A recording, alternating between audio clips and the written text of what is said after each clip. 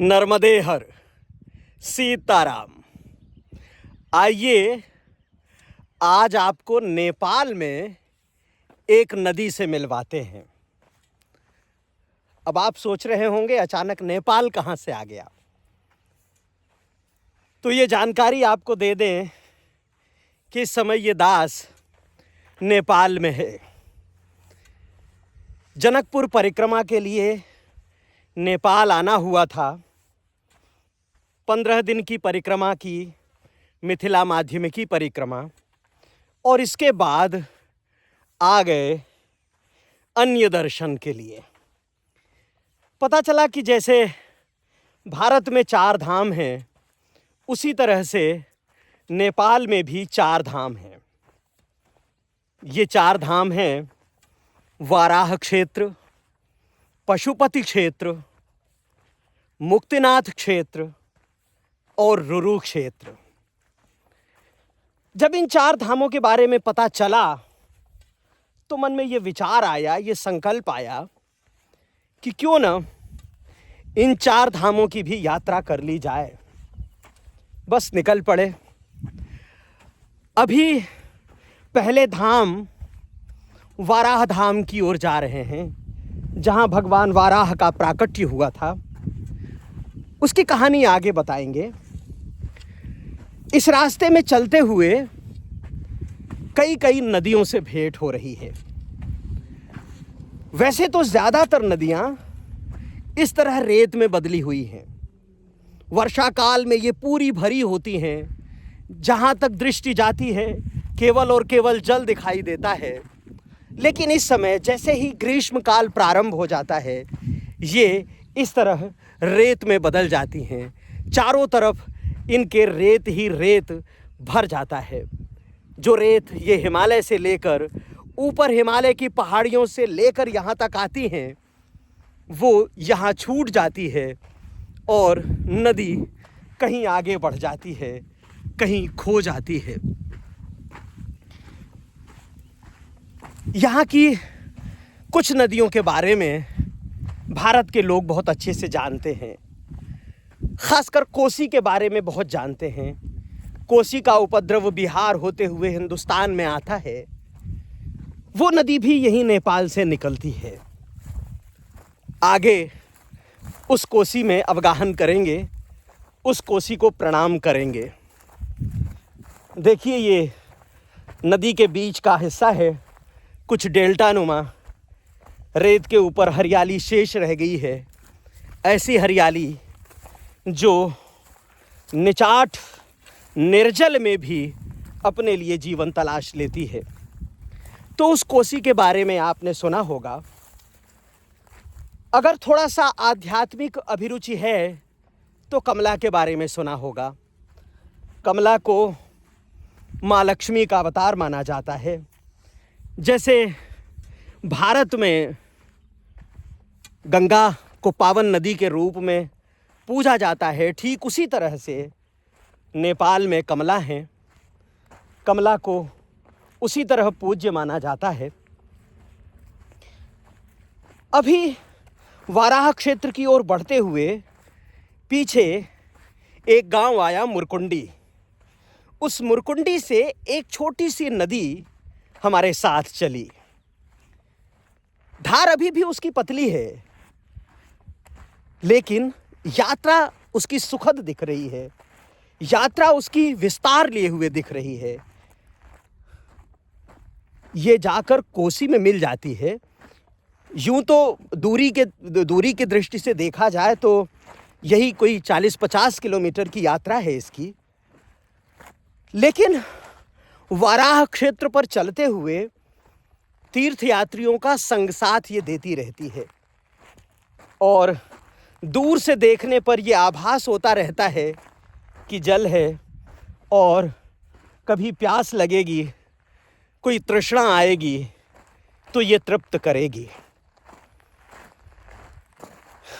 यहाँ ठहरे, दूर आप देख रहे होंगे वो जो कुछ वन दिखाई दे रहे हैं, शाल के वन हैं, शाल वन है। बहुत अधिक मात्रा में शाल है यहाँ। तो उस शाल वन के पास रुके। दोपहर हो गई है, मध्याह्न का सूरज सिर पर है तो इच्छा हुई कि इस नदी से मिल लिया जाए। तो रेत का इतना लंबा घाट पार करने के बाद इसके पास पहुंच रहे हैं। अब ये बिल्कुल सामने आ गई है, सामने दिखाई दे रही है और एक तृप्ति भीतर आ रही है कि रेत पर बहुत देर तक चलने के बाद जब जल मिलता है, जल दिखता है, तो सचमुच कितनी तृप्ति होती है, कितना आनंद मिलता है।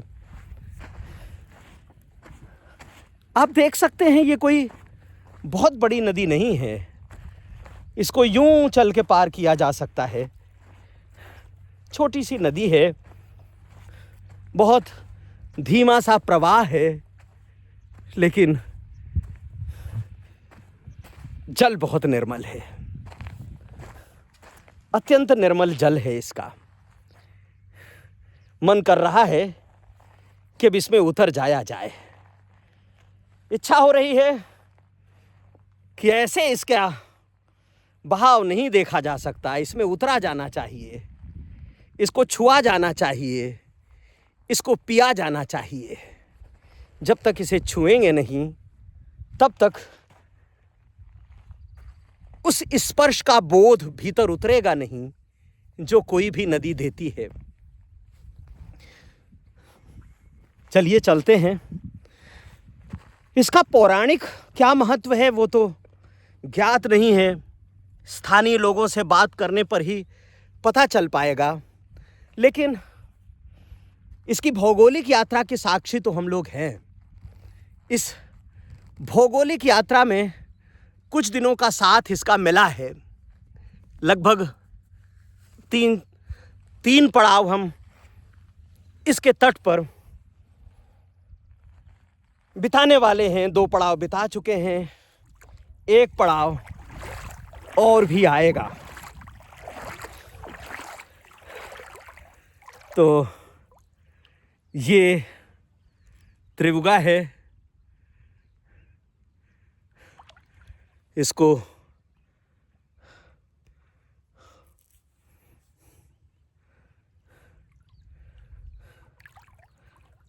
आप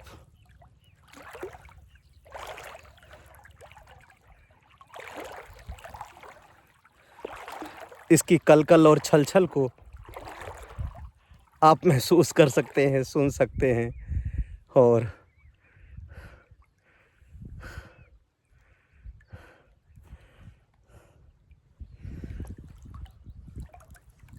देखिए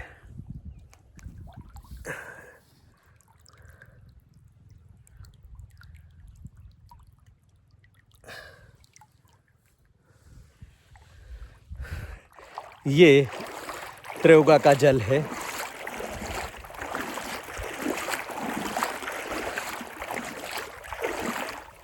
हम लोग यहाँ से जिधर से आ रहे हैं, इधर मुरकुंडी की तरफ से, इधर आप यूँ कह लीजिए कि जनकपुर से हमारी यात्रा प्रारंभ हुई है और हम आगे इधर वाराह क्षेत्र की ओर जा रहे हैं।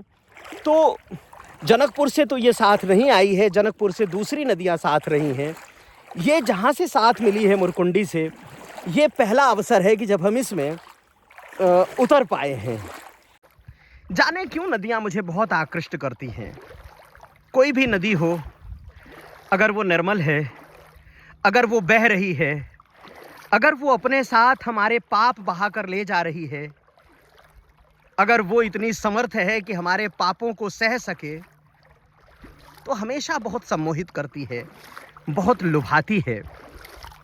महाकुंभ के दौरान हमने माँ गंगा के तट पर बहुत सारा संवाद आपसे किया है और यहाँ भारत भूमि से बाहर इस त्रिभुगा नदी की गोद में फिर एक बार बैठने का शुभ अवसर है और ये इच्छा है कि आप इसकी निर्मलता को, इसकी पावनता को देख लें, जी लें।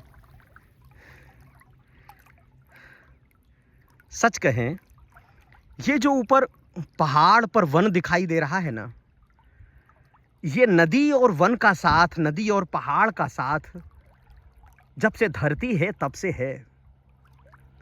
और इस संग साथ की वजह से ही नदी इस तरह से वेग में है, नदी इस तरह जल से भरी हुई है। और इसी नदी की वजह से ये जो पहाड़ हैं, ये जो वन हैं, ये हरे भरे हैं, हरी चादर ओढ़े हुए हैं और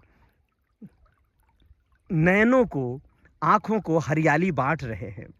ये जो संग साथ है प्रकृति का, युगों युगों से, सृष्टि के आरंभ से उसने हमें अभी तक प्राणवायु देने का काम किया है। उसने अभी तक हमारी सांसों को एक निरंतरता दी है। एक मनुष्य होने के नाते भले हमारी यात्रा समाप्त हो जाए, लेकिन जीवन होने के नाते हमारी यात्रा समाप्त नहीं होती।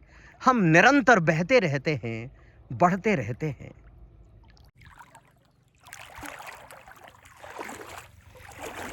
तो इस तरह जब हम नदी में उतरते हैं तो सच कहें अपने भीतर उतरते हैं। जब नदी में चलते हैं तो कई बार ऐसा लगता है कि हम अपने भीतर ही चल रहे हैं। हम जो अधिकांश भाग हमारा जल से बना है, हम जो एक तरह से जल की मूर्ति हैं, जब जल के संपर्क में आते हैं तो एक अलग तरह की अनुभूति से भरते हैं। और ऐसा हो नहीं सकता कि ये नदियाँ हमारा ठिकाना बन जाएं। ऐसा हो नहीं सकता कि हम नदियों में घर बना लें। और जिन लोगों ने नदियों में घर बनाए हैं, उन्होंने उसके दुष्परिणाम देखे हैं। घर नदियों का नदियों के लिए है, हमारे लिए नहीं है। लेकिन फिर भी कई बार लगता है कि इसके तट पर कहीं एक झोपड़ी बना लें, कहीं एक छोटी सी कुटिया बना लें और उसमें बैठ जाएं, इसे निहारते रहें, इसे देखते रहें, इसे पीते रहें, इसे जीते रहें और इसके साथ भीतर ही भीतर बहते रहे। एक साधना हमारी ऐसी प्रवाहित होती रहे कि जो परमात्मा में जाकर जिसका संगम हो, मिल जाए उससे और जीवन को, इस धरा पर आई हुई इस देह को एक नई दिशा मिले, एक नया मोड़ मिले, एक नया ज्ञान मिले, एक नई समाधि मिले। और हाँ, इस तरह का सत्संग इस चैनल पर होता रहेगा। लेकिन अगर आप इस पूरी पद यात्रा का वीडियो देखना चाहते हैं तो उसके लिए थोड़ा सा इंतज़ार करना पड़ेगा, थोड़ी प्रतीक्षा करनी पड़ेगी, क्योंकि जो पूरी यात्रा का वीडियो है वो ओम दर्शन चैनल पर मिलेगा और लंबी प्रतीक्षा के बाद मिलेगा। अगर आप चाहते हैं कि इस तरह का संवाद यहाँ होता रहे नदियों के तट पर, प्रकृति के बीच में, और ये सुनना जानना आपको भी भाता है, तो बताते रहें, इसको जारी रखेंगे, इसको आगे बढ़ाते रहेंगे। सीताराम, नर्मदे हर।